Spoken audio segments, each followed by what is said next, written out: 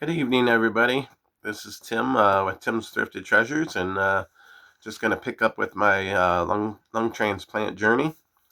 So, yeah, I apologize. I since my surgery, I don't know. I may repeat things over. I kind of tend to have a somewhat of a memory loss. Like recently, I had a hard time. I was putting up a new mailbox, and I had to ask my wife a few different times to confirm our mailing address. I don't know if I said it before, but I believe I heard that the more times you're sedated, you kind of experience the memory loss. So I think that's what's going on.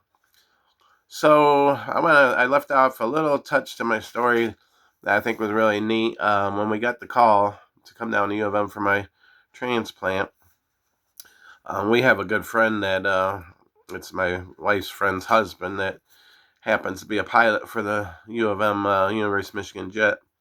And so my wife had happened to call her, and we got the news that he was on call and he was flying. He was on his way to get my new lungs, so that was a pretty cool. I haven't got to see him since my transplant, but we'll be seeing him here later this. I believe it's coming up. We're gonna be seeing him this month, so looking forward to seeing him and giving him a big hug for helping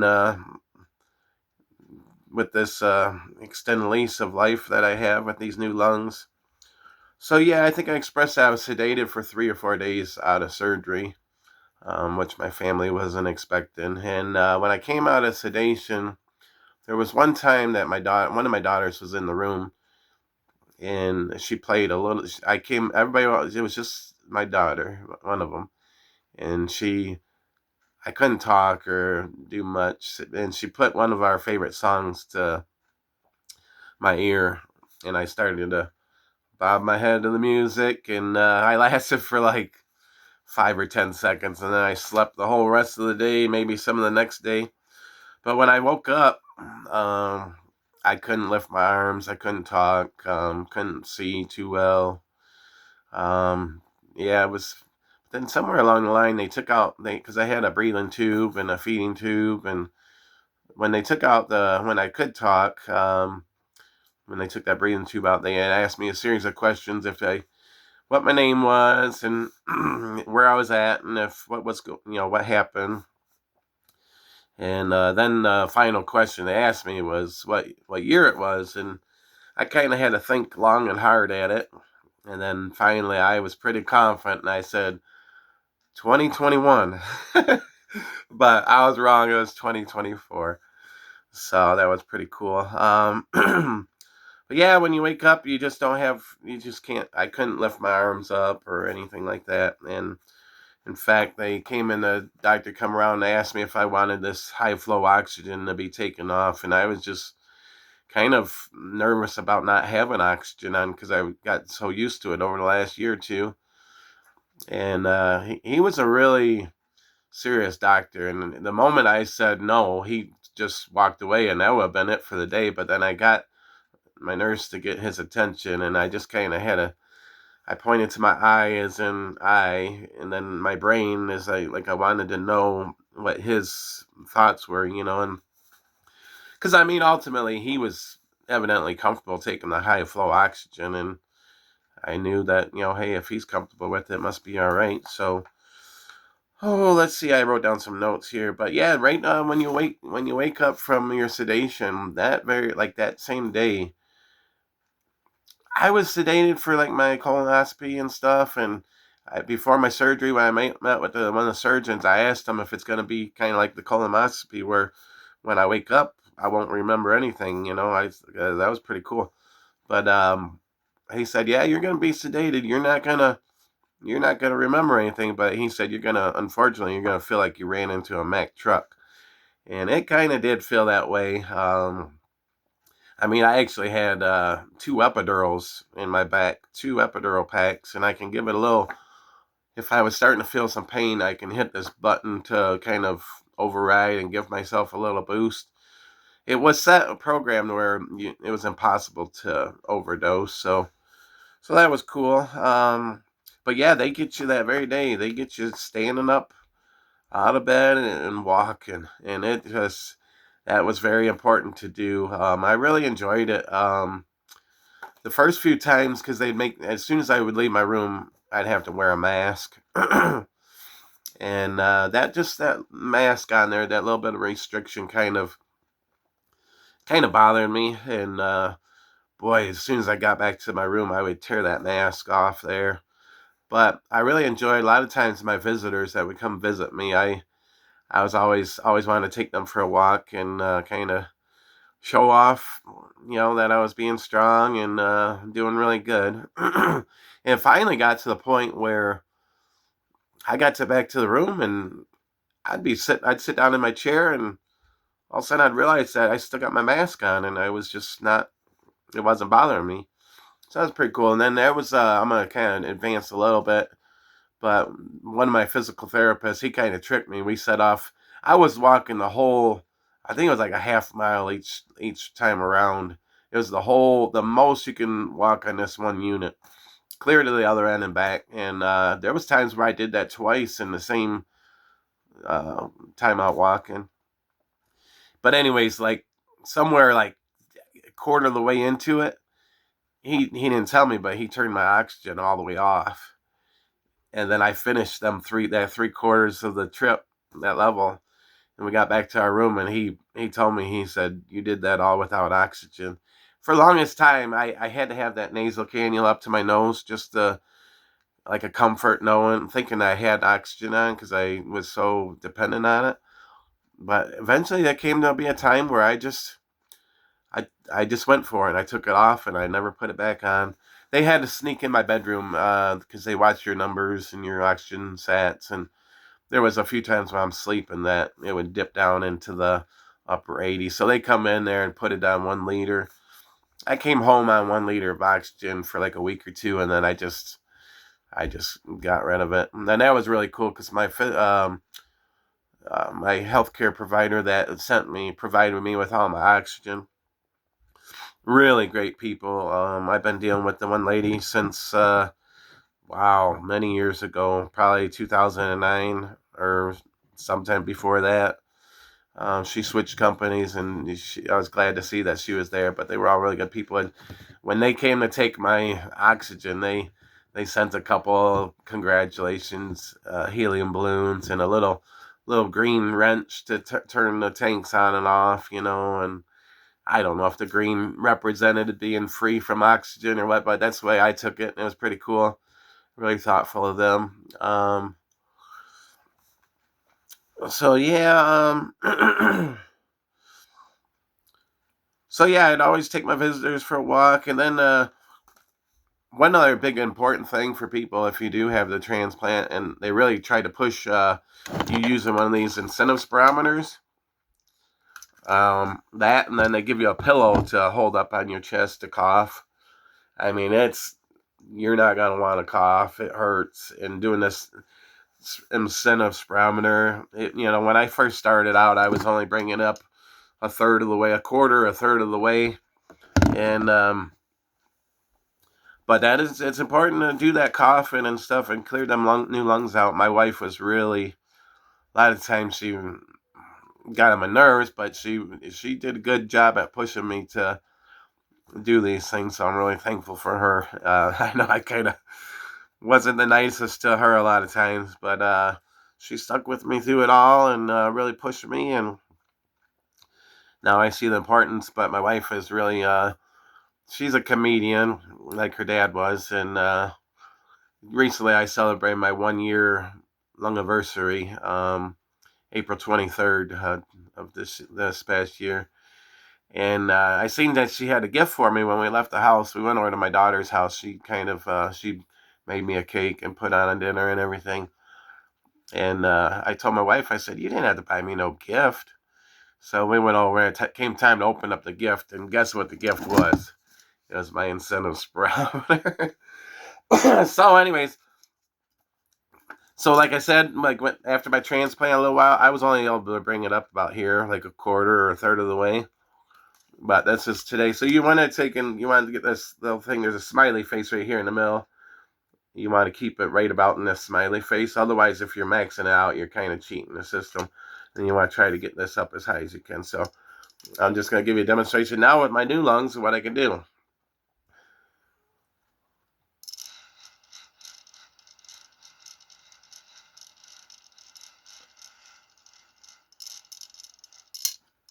Pretty good, huh? So, yeah, that's a good tool to use to get them lungs working really good and get your lung capacity up there. So I encourage people to do that if you need to. So then, yeah, somewhere my first bronchoscopy, I was close to 11 days after my surgery, and they were about to send me home. But the only thing that was holding me back was my bronchoscopy. So they go down through your mouth into your lungs with a camera, and then they like spray like a liquid saline, and they collect that, and they run tests on that, and then they take little tidbits of biopsy to run to check for rejection and just check everything out. Like there's a lot of things, anyways, so we won't go that far into it, but. So that was the only thing holding us back, and I was on like 3 liters of oxygen for this was soon after my transplant, and they wheeled me down there to the department where they do the bronchoscopy, and the people down there, they weren't comfortable because my oxygen saturation numbers were just kind of lower 90s, like 91 or so, and they weren't comfortable doing it, so they denied it, and they sent me back to my room, and we kind of were anxious to get it done so I can get out of there and get to go home. So it's like the next day it was almost like we forced them to do it. And so they did it, and it went bad. There was an infection that kind of got stirred up in there. When I went in there, I was on 3 liters of oxygen. When I came out of there, I was on 15 liters of oxygen. They took me back to my room, and within minutes, there was this rapid response team. They have these red backpacks, and there was like 6 or 8 of them.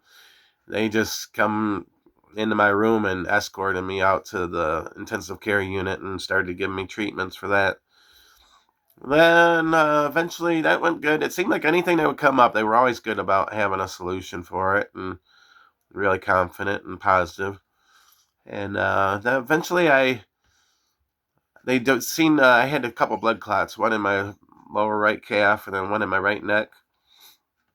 So they started giving me these blood thinner shots. It was a pretty wicked shot, and to me, it looked like a robot. It's got this big, heavy spring in there, pretty good sized needle, and you give it to yourself in the belly, and the medicine just tends to sting, and then you push the shot in so far, and then this protective thing shoots out to guard the needle when you're done. And they were giving me 2 of these shots. They were like, when I came home, I had the right shot that had the full dose, but somehow in the hospital they gave me like 2 doses, 2 shots. I had to give myself 2 shots. They were both like 500 milligram or something, equal like 1,000, I believe. And but the nurse that first gave it to me, she kind of just jabbed it in my belly, and man, it hurt, And then my memory was so bad that like each day when it came time to give myself them shots, whoever the nurse on call was that time, I would say, hey, that first nurse, man, she was brutal. She just jabbed it in there, and eventually it got back around to the same nurse that jabbed me and was brutal to me. And I was explaining to her that this first nurse just was real bad at it, and my wife looked at me and said, "Tim, it was her." So. But she was a really nice. I haven't got to see her since I left the hospital. I keep going back and trying to find her, but I think she's working on the night shift. They would switch shifts from 7 in the morning to 7 o'clock at night. So they were working like 12-hour shifts. So then I was glad that blood thinner shot, I think it was August 17th, was my last time giving myself that shot. And then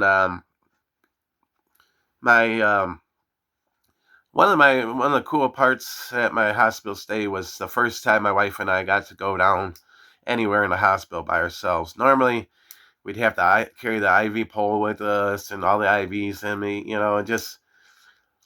and then we had a nurse that would go with us. And then finally, we got somebody to release us where they disconnected everything. I didn't have to take the IV pole. They left And I got to put street clothes on. I was able to put jeans and my shirt, shoes and everything, and just go down there without no IV pole.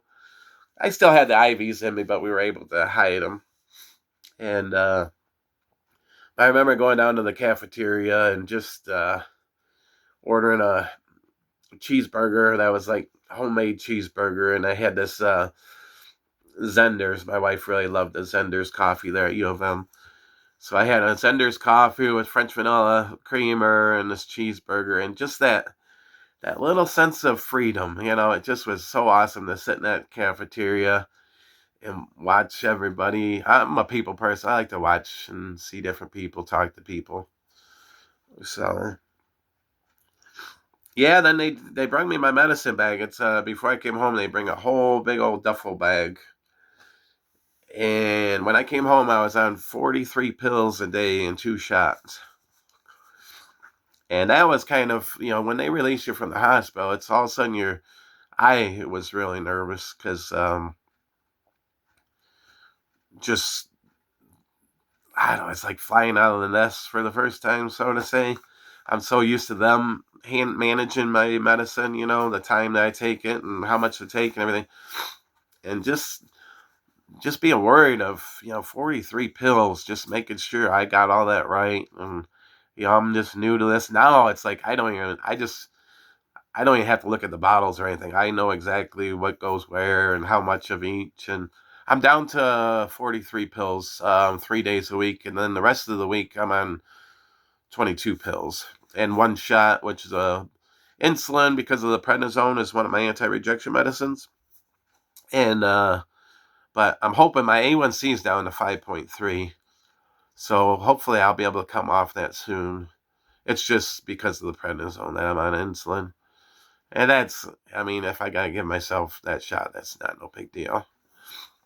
But it was really my daughter, one of my daughters. She came over. She was really good at all the stuff, and she came over and she got my duffel bag out and set all my medicines out on the table. And my wife, I invited my wife to come join us, and it was kind of cool because we worked together. There was 3 of us, instead of double checking, make sure we had it right. There was 3 of us, so. And eventually I just got to do it on my own. And let's see. Yeah, then on the way home, I kind of knew my family was up to something. Some kind of surprise, but I didn't know exactly what or to what extent. But it was kind of hard because we didn't know for sure if I was going to get released that very day and what time they're going to release me. And it's a solid 3-hour drive home if everything goes well. And so with people's work schedule and everything, but it ended up when we pulled in our driveway's, I don't know, like 120 yards up in the woods. And we had approximately 60 people, all family and friends, just lined up and down my driveway with signs welcome me home. And we got their driveway slightly uphill, just slightly uphill. And we drove through past everybody. And then I got out and I walked down that driveway to the road and I hugged every single person there. And then I walked back up the driveway to the top where I greeted my uncle because he's got some troubles with breathing too, and so he's on oxygen. And so I greeted him and my brother, and I can't remember, there was maybe some other people there too. But then I just walked up the steps and into my house and been home ever since. So, but I'm making this run a little bit late. But yeah, I took in when I got the call at my eBay. I put my store on vacation mode, and you could put time away for 30 days. And so I went through my surgery, and everything was going good and everything, and I was in there for 38 days. But I'm sitting there, I'm laying there recovering, and all of a sudden my phone goes cha-ching. I'm like, oh no. I didn't realize it, but 30 days it went by and my eBay store automatically came back active. And I sold this cool pair of these like mustard yellow high top Converse. So right away I called my son at home and he knew exactly what shoes and where they were at. And I I talked them through how I like to package them up, and then I had them give me a measurement and a weight, and then on my phone I tweaked all the weight and the measurement and everything, and then I purchased the shipping label. And well, that just reminded me of my buddy Wolfman Goody, Chad. Purchase shipping label. I gotta watch what I say. I want to take his fire away from him, or whatever, his thunder away from him. He's got some really cool stuff. He's a fun guy to watch. And so I purchased my shipping label, and then I screenshot the QR code, texted it to my son. He took the package to the post office. They scanned it, printed out a label, put it on the package, and it was gone. And I just put my eBay store on back on vacation mode. And then on our way home, I looked at my wife and I was like, "You think I could get my eBay reactivated and going?" And she said, "I don't see why not." So I turned it on, and it's been on ever since, and things have been really going good. So I'm just now getting into these videos, and I'm hoping once I probably finish this one, I'm going to eventually give updates on how my health is doing, but I eventually want to start transferring over to my passion for reselling and some other interesting stories, fun stories that I've experienced in my life. So, well, I really appreciate all the people that subscribe to my channel, and for you guys watching me, and I hope you enjoy it and have a great evening. Catch you later. Bye.